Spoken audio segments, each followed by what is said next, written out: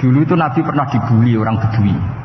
Nabi pernah ngendikan la adwa wala tiarota wala hamah. Tidak ada penyakit menular. Ya ada orang Bedui itu iseng. Iseng itu ya iseng. Ada unta gudiken, dijejero unta waras. Akhirnya sing waras melok gudiken. Si Bedui ya rodok kurang ajar. Rasulullah ditimbali, ya rodok kacau ngene. Alhamdulillah gak wong kudus. Ya Rasulullah, katanya engkau tidak ada penyakit menular. Ini unta ini tidak gudiken, tak jejero yang gudiken ikut gudiken. Terus Nabi banget pinter ya. Dikira Nabi itu kan kalah ya. Nabi jawabannya enak. Faman a'dal awwala. Semua rawi membaca al-awwala. Mongko te sapa ada maringi nular sapa man al-awwala sing pertama. Ya nek iki jarimu ketularan iki. Lah iki ketularan sapa? Sing pertama gudiken. Wah iku asli lah ya maksudku ya sing iki.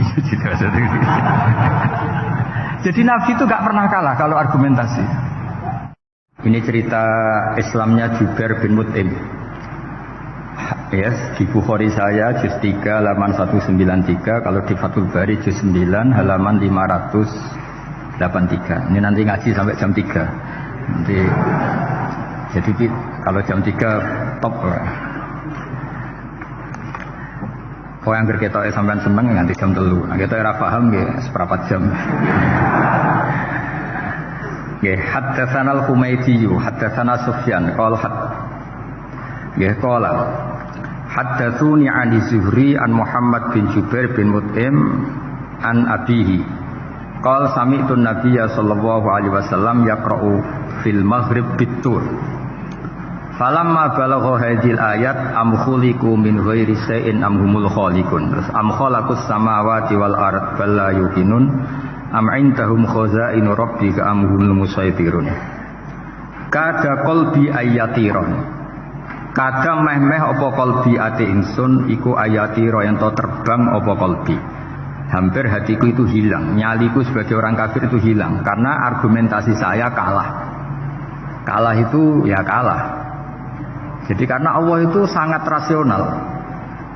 Saya berkali-kali kalau ngaji bilang Allah itu zat paling fair, paling kalau boleh dibahasakan tuh ngajak kita sangat-sangat rasional. Saya berkali-kali ngaji bilang untuk menafikan Tuhan selain Allah itu Allah cara nantang itu sederhana sekali. Qul ara'aytum ma tad'una min dunillah aruni madza khalaqu minal ardi am lahum syirkun fis samawati. Kalau kalian punya Tuhan selain saya, kata Allah, tidak apa-apa. Asal yang kamu tuhankan itu punya reputasi lah. Ketika aku bangun langit itu ya urun-urun tau apa. Melok gawe langit ora, urun semen ora, kok melok jadi pangeran piye. Jadi aruni. Yang kamu pertuhankan Fir'aun Namrud, ketika aku bikin bumi itu di mana? Kan tidak ikut. Tahu-tahu lahir di bumi, tahu-tahu sebagai Tuhan. Ini apa-apaan itu. Jadi aruni madza khalaqu minal ardi am lahum syirkun fis sama. Jadi kalau kata Allah, ini yang pikirannya Jubair bin Mut'im, enggak apa-apa kamu tuhankan selain saya kata Allah, tapi am khalaqus samawati wal ard. Apa Lata Uzza Hubal punya reputasi menciptakan langit bumi? Enggak kan bala yuqinun. Lalu Namrud, Fir'aun dan sebagainya am khuliqu min ghairi shay'in. Apa mereka itu lahir sendiri tanpa pencipta? Enggak juga kan? Nah, logika-logika itulah yang menjadikan Jubair bin Mut'im, Sayyidina Umar, Khalid bin Walid banyak yang menjadi masuk apa? Islam. Tapi logika yang dibangun Quran ini kita sudah mulai lupa. Karena tadi surat iki kasihate ngene, sakake Quran. Waqiah mari di duwe, qiraat nyepet wong mati kan sudah kasihate sudah. Jadi bayan ora mati-mati diwacana surat napa? Qiraat. Dia lupa secara fikih itu hukumnya gimana itu? Apa qatil enggak? Ada orang mau mati tidak mati-mati, kamu bacakan ro'at langsung mati. Ini pembacanya ini kotil apa enggak? Ini harus dibahsul masail di Masjid Menara. Karena sebelum dibacakan ro'at itu enggak mati-mati, setelah dibacakan mati. Ini kategorinya itu kotlun amdul khoto apa khoto sibul khoto apa. Jadi Quran itu menjadi hilang mukjizatnya kalau kita terus ngomong kasiat ya. Waqiah terus mari di duwe ro'at nyepet nawang napa? Mati. Terus surat Baqarah itu mari tolak napa? Apa terkenalin? Tolak santet ya. Ya sebetulnya nggak apa-apa, tapi yo saake Qur'ane lah, jangan ya tetap fungsi dasar Quran lihat baru napa ayat. Mungkin kalau terangkan. Di sini kada qalbi ayatira. Kalau wawas ya tengene Fathul Bari. Ka'annahu inzi'ajun inda sama'i hadil ayat atau inda sima'i hadil ayat. Kalau maca 2 kali karena kalau sampean di guru sing macane simak. Guruku maca simak Gus Bak sama tak waca ping pindho inda sama'i hadil ayat untuk inda sima'i hadil ayat li fahmihi ma'naha wa ma'rifatihi bima tadammanathu. Fa fahima al-hujjata fastadrakaha bilati fi tabih. Wa dzalika min qawlihi am khuliqu min ghairi syai'in. Terus sampai am khuliqu al makna am khuliqu min ghairi khaliqin. Wa dzalika la yajuzu. Terus li anna ma la wujuda lahu kaifa yakhluq. Wa idza batala al wajhani qamatil hujjatu alaihim bi anna lahum khaliqan. Begini kalau terangno nggih, mboten sampean kulino argumentasi Quran. Ketika Allah menafikan Tuhan selain dirinya, saya ulang lagi, ketika Allah ingin menafikan Tuhan selain dirinya, sebenarnya argumentasinya itu gampang sekali. Kita tahu di awal juz 6 misalnya qul ara'aitum ma tad'una min dunillah, ara'aitum di tafsir-tafsir akhbiruni. Coba saya kasih tahu ara'aitum di makna apa? Akhbiruni. Coba kasih tahu saya. Kalau mereka itu Tuhan apa reputasinya? Aruni, tunjukkan ke saya. Madza khalaqu minal ardi. Ketika aku menciptakan bumi itu mereka urun apa? Fir'aun lahir di bumi, Namrud di bumi, Nabi Isa di bumi. Semua yang kamu tuhankan lahir di bumi. Lalu ketika bumi diciptakan kontribusi mereka itu apa? Mbok kalau yang merasa jadi Tuhan tuh mbok yo gawe lah urun gitu. Gampangane iku yo wong iku ana kualifikasine. Nek dadi kiai iku yo tau mutolaah. Tahu ngaji bafael macam-macam lah soalnya. Nak jadi wong sugih itu syaratnya ya diwarisan atau pekerja keras kan kabeh ono syarat. Maksud jadi pangeran tanpa kualifikasi, jadi presiden yang menang di pemilu ini. Ini jadi Tuhan kok tidak punya reputasi aruni madza khalaqu minal ardi am lahum syirkun fis samawati. Kok jadi Tuhannya bumi ya reputasinya menciptakan bumi. Lah Jubair bin Mut'im itu orang kafir, saya ulang lagi orang kafir. Terus Allah membombardir dengan argumentasi am khalaqus samawati wal ard. Yang kamu tuhankan apa menciptakan langit bumi? Am khuliqu min ghairi syai'in. Apa yang kamu tuhankan itu wujud begitu saja tanpa pencipta. Wos pokoknya dibombardir gitu. Sampai beliau tidak kuat akhirnya matur Rasulullah asyhadu alla ilaha illallah wa annaka Rasulullah. Jadi dulu itu mukjizatnya Quran itu orang kafir saja tahu. Saking dahsyatnya, logika yang dibangun itu saking dahsyatnya. Dan itu murni argumentasi ilmiah, bukan jimat, mboten. Terus diwaca sakmene ambek poso, iku mboten enten ngoten mriki. Ya pokoknya memang ilmiah. Saya punya sekian contoh. Sampean boleh nggak percaya, tapi kebangetan arep percaya. Dulu di antara sifatnya Rasulullah, saya sering ya kadang-kadang ya kepengen emosi lah, wong dikandani pangeran kok angel ra karuan. Tapi dulu para nabi itu disifati Allah qad ja'atkum bayyinatum mir rabbikum.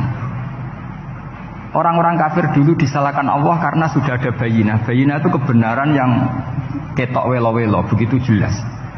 Sehingga Allah ketika mensifati kekasihnya yaitu Rasulullah SAW, itu status yang ditonjolkan Allah itu apa? Lam yakunil ladzina kafaru min ahlil kitab wal musyrikin munfakina hatta ta'tiyahumul Rabbayina itu siapa? Rasulun minallah yatlu suhufan mutahharah. Orang kafir yang ngotot terhadap kekafirannya, baik ahli kitab maupun orang musyrik, itu tidak akan tercerabut dari akar kekafiran sehingga datanglah bayinah. Bayinah itu kejelasan yang benar welo-welo. Siapa itu? Rasulun minallah yatlu suhufam. Nah, benar welo-welo itu karena argumentasinya dibenturkan. Saya ulang lagi, dibenturkan. Saya beri sekian contoh argumentasi yang dibenturkan. Saya berkali-kali cerita kalau ngaji. Lama sekali, ya saya ulang lagi, lama sekali cara berpikir orang kafir, entah kafir Cina, entah kafir Quraisy itu sama. Di mana-mana Tuhan itu penyelesai problem.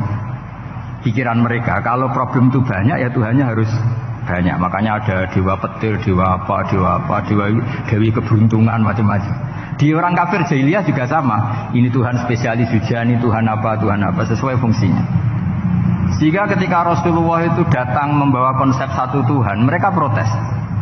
Disebut aja'alal alihata ilahau wahida inna hadza la syai'un ujab. Masa Tuhan satu, padahal problem kita ini banyak. Inna hadza la syai'un ujab, ini aneh. Tapi Nabi secara telaten adu argumentasi. Kalau kamu sebagai pembantu, sebagai budak, lalu majikan Anda banyak, semuanya punya perintah yang beda-beda. Kamu suka apa enggak? Ya tidak suka Muhammad. Enak mana majikan banyak sama majikan satu? Ya enak satu. Tuhan kamu itu majikan kamu.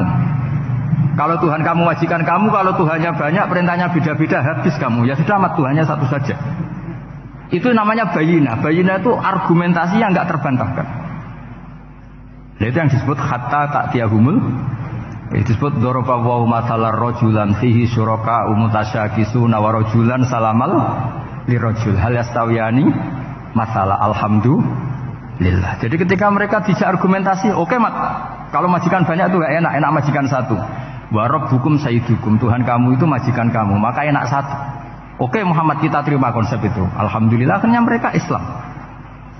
Nah sekarang enggak, berjuang ngamuk ya. Dijak logika itu rapati gelem. Nah, begitu juga tentang syarik. Saya berkali-kali kalau ngaji cerita, saya sebagai manusia mungkin atas nama hati saya sering tidak ikhlas. Tapi atas nama ilmu itu saya ikhlas terus. Nggak pernah ada ikhlas atas nama ilmu. Saya beri contoh, sama anak ben ikhlas permanen. Meskipun aku potongan itu ikhlas, tapi ini latihan, jenenge latihan. Nah ini saya beri contoh, nanti setelah pulang ngaji ini pasti ikhlas. Secara ilmu paling enggak. Ya saya ulang lagi secara hati, roh hati, banyak kepentingan lah jenenge hati. Lama sekali kita ikhlas mengatakan ini putih, ya kan? Kertas ini putih apa hitam? Putih. Kamu ikhlas gak? Ikhlas kan? Gak ada yang bayar kan? Kamu mengatakan putih kan gak bayar. Terus peci saya ini orang pasti sepakat ini hitam. Dan lama sekali orang mengatakan ini hitam tanpa ada yang gaji. Nah kenapa kita ikhlas? Karena memang faktanya ini putih, sehingga kita katakan putih. Peci hitam, faktanya juga hitam, sehingga kita katakan. Pertanyaannya, kenapa ketika Allah kamu katakan Tuhan, kamu udah ikhlas? Padahal kamu mengatakan ini putih-putih, gak ada yang gaji juga mau. Alasannya apa? Karena ini fakta. Dia betul. Sekarang Allah Tuhan itu fakta apa enggak? Fakta. Loh kenapa untuk mengatakan Allah Tuhan kamu nunggu opah?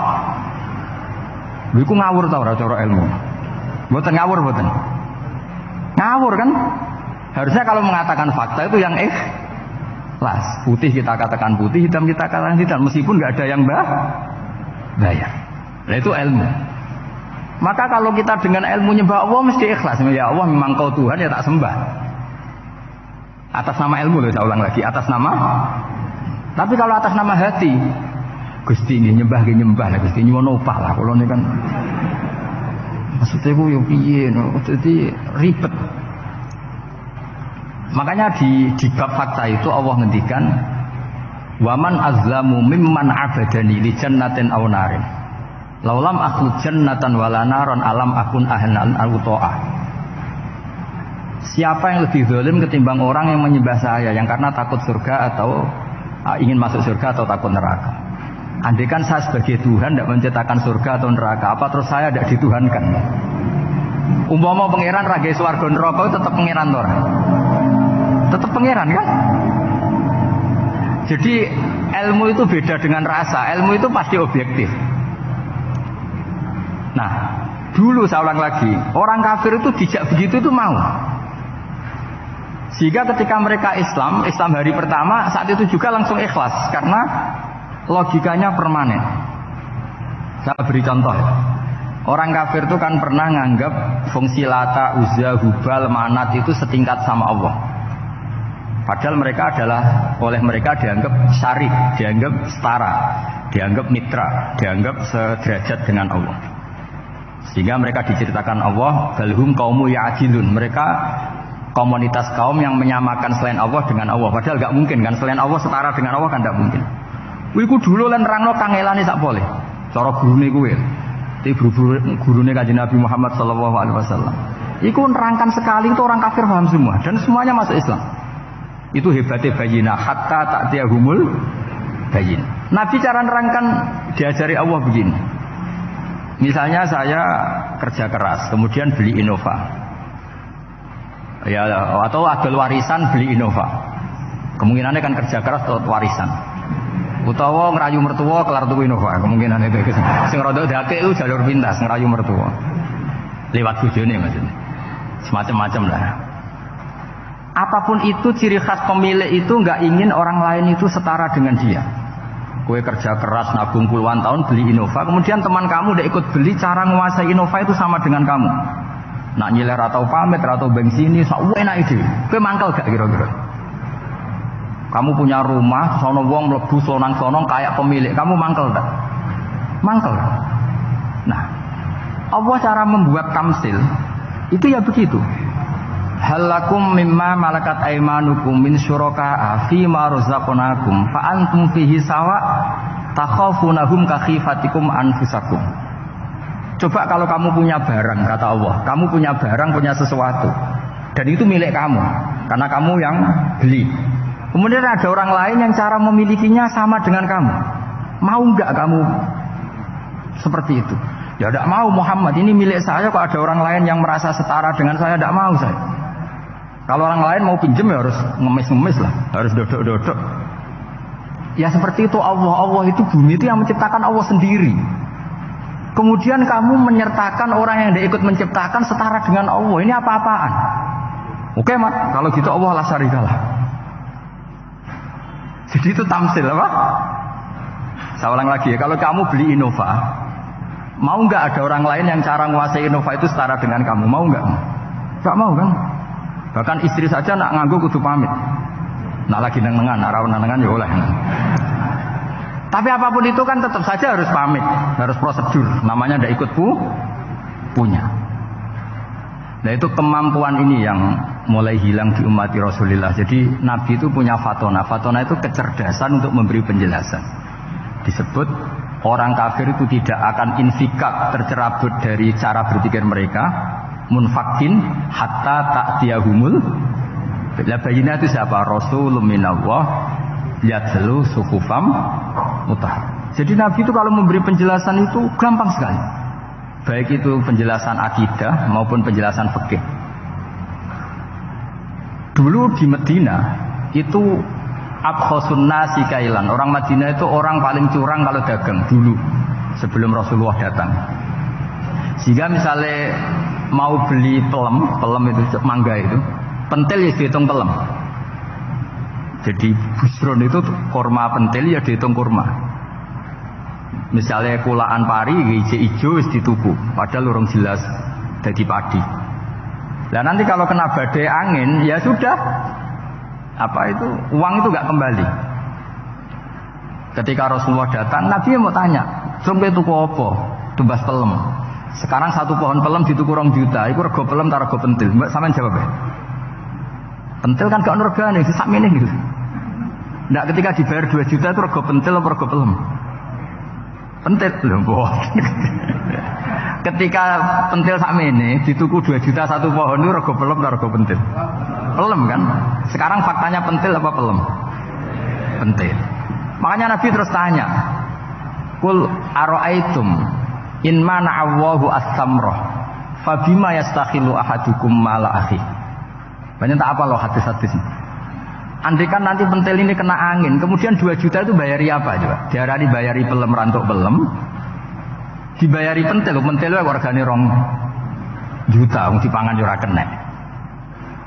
Akhirnya wong Madinah sadar betapa buruknya sistem perdagangan mereka. Wong pentil kok diregani 2 juta. Semenjak itu ada fikih boleh jual pentil itu ba'da budui sholahiyah, setelah jelas-jelas jadi pelem. Paham ya? Dan Nabi cara nerangkan gampang. Fabima yastakhillu ahadukum mala akhi. Lalu alasan halal itu apa? Kamu mengambil uang 2 juta atas nama apa? Atas nama pelem ya Rasul di peleme. Atas nama pentil, mosok pentil regane 2 juta. Jadi akhirnya orang Madinah sadar semenjak itu tidak jual buah-buahan qabla budui sholahiyah, sebelum kelihatan berstatus napa? Samroh buah. Jadi Nabi itu orang yang kalau menjelaskan itu gampang sekali.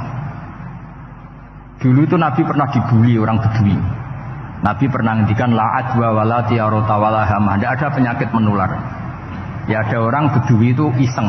Iseng itu ya iseng. Ada unta gudiken, dijejero unta waras. Akhirnya sing waras melok gudiken. Si Bedui ya rada kurang ajar. Rasulullah ditimbali. Ya rada kacau wong iki. Alhamdulillah gak wong kudus. Ya Rasulullah, katanya engkau tidak ada penyakit menular. Ini unta ini tidak gudikan, tak jejeri yang gudikan ikut gudikan. Terus Nabi banget pinter ya. Dikira Nabi itu kan kalah ya. Nabi jawabannya enak. Faman a'dal awwala. Semua rawi membaca al awwala. Mongko te sapa ada maringi nular sapa man al awwala sing pertama. Ya nek iki jarimu ketularan iki, lha iki ketularan sapa? Sing pertama gudiken. Wah iku asli lah ya maksudku ya sing iki. Jadi Nabi itu gak pernah kalah kalau argumentasi. Nah sekarang banyak umatnya Nabi tambah soleh itu tambah rapati iso mikir biasanya. Makanya Mbah Mun terkenal bikin jargon zada khusyuan zada jalan. Karena kemampuan fatona itu juga harus diwaris. Saya beri contoh, ini ngaji hujjah, ini masih ngaji tentang Quran. Biar kamu tahu kualitas Quran itu mukjiz betul. Ini tak bacakan dua kitab yang permanen itu Bukhari. Saya bawa usul fikih yang dikarang Abu Bakar Al-Baqilani, gurunya Imam Haromen. Jadi mbah gurunya Imam Ghazali. Imam Ghazali ngaji Imam Haromen. Imam Haromen ngaji namanya Syekh Abu Bakar Al-Baqilani. Itu orang top, orang terkenal sekali. Itu ngarang kitab namanya I'jazul Quran, itu yang dipakai hampir semua ulama itu. Saya pernah belajar itu pas musim haji. Saking sakralnya kitab itu tak baca berkali-kali pas musim haji, I'jazul Quran. Orang kafir itu kan otaknya sudah error, tapi kandanannya angel. Dan itu kalau kita salah ngelola argumen itu bisa kalah ya. Saya beri contoh ya. Ketika Nabi Musa memaklumatkan sebagai nabi, itu Fir'aun tanya, Wama Rabbul Alamin. Lalu Tuhan Rabbul Alamin itu siapa?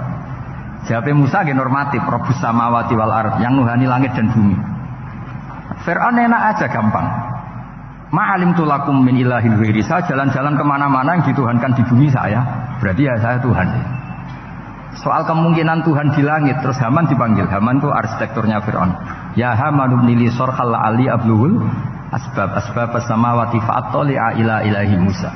Haman, bikinkan piramida yang tinggi supaya saya bisa melihat Fir'aun. Tuhannya siapa? Musa. Wa inni la'adzunuhu kadziba. Diulang beberapa ayat. Ada wa inni la'adzunuhu minal kadzibin, itu ada beberapa ayat malah. Musa kan kaget. Wah ini nak piramida jadi Fir'aun munggah mesti ra roh pangeran. Mungkin saya aku nabi ora tau roh langsung pemene santri lah barang ora roh. Jadi kan Fir'aun, Musa akhirnya bingung. Jadi misalnya munggah tenan mesti roh Allah. Padahal kata Musa, kata siapa Fir'aun? Ibnili sorhal ali abdul asbab as-samawati fa'attali'a ila ilahi Musa. Kemudian saya bisa melihat Tuhannya siapa? Musa. Wah dari Musa, wah prono iki nak munggah tenan tetep ra roh Allah, jare Allah gak ono. Wong Firaun wis kadung geblek. Angger gak roh berarti gak ono. Apa yang dilakukan Nabi Musa? Beralih argumen. Saya ulang lagi, beralih argumen. Ya sudah, definisinya ada seperti itu Tuhan, definisinya tak rubah. Rabbukum wa rabbu abaikumul awwalin. Sing mengerani buyutem. Wah iku langsung sak majelis paro itu iman. Wah iki nak Fir'aun pangeran, buyut-buyute ora ono pangeran. Karena pangerane datang terlambat. Ini aneh, pangeran kok dhisik buyute iki. Wong buyute ra pangeran kok putune pangeran. Akhirnya Fir'aun langsung cara Jawa semane wah entek. Nah, makanya kalau Syekh Nawawi ngendikan, kalau debat kok wis muring-muring wis ra ilmiah. Makanya terus Fir'aun la as'alannaka minal masjunin, tak penjara dia sudah ada ilmiah lagi. Ketika Rabbus samawati wal ardi, Fir'aun masih berusaha ilmiah. Saya kemana-mana dituhankan fil ardi, maksudnya di bumi. Soal kemungkinan di langit, saya nanti bikin bangunan mau lihat Tuhanmu Musa. Tapi ketika dipojokkan dengan Rabbukum wa rabbu abaikumul awwalin, yang nuhani nenek moyang kamu. Entek Firaun. Waduh, aku di bapak di mbah, mbahku ya ora pangeran kok putune pangeran. Berarti mbahku tanpa apa? Pangeran. Wah ribet nih. Penjara Musa. Jadi emosi dia karena sudah enggak bisa debat sudah. Jadi semua nabi itu ciri khasnya itu punya kemampuan argumentatif. Makanya nabi itu harus fatona, harus punya kecerdasan.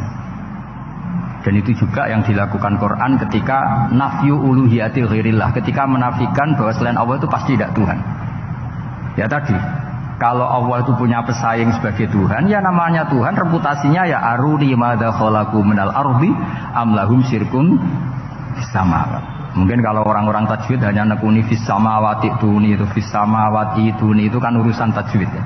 Tapi kalau kita yang ahlul makna itu nekuninya kalau merasa Tuhan itu ya punya reputasi. Di antara reputasinya itu ikut menciptakan langit dan bumi.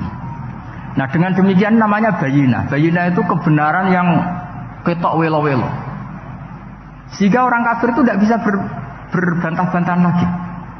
Dan ini disebut lam yakunil ladzina kafaru min ahlil kitab wal musyrikina munfakina hatta ta'tiyahumul bayinah. Bayinah itu siapa? Rasulun minallah yatlu suhufam mutahharah.